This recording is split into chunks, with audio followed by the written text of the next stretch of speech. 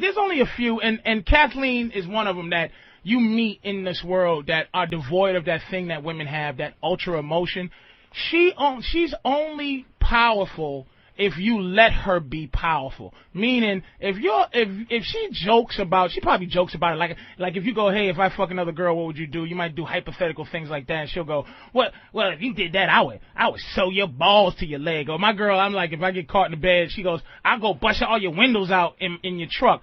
Now, I look at it like, I just look at it like, bitch, I don't even believe that hypothetically you wouldn't do that. Because you know why? She's scared. I never put my hand on her, never did nothing like that. But she's scared what I potentially would do. She's afraid of what, you've never introduced her to like a side of you that she doesn't understand. She thinks she gets you. And when a woman thinks she gets you, that's when it's all over. See, here's how it works for a woman. The amount of time that it takes for her to pussy you up is the amount of time that she sticks around to enjoy you being a pussy. So if it took you 5 years to pussy you up, she's going to stick around for 5 years to enjoy you being a pussy. And then she's going to leave you.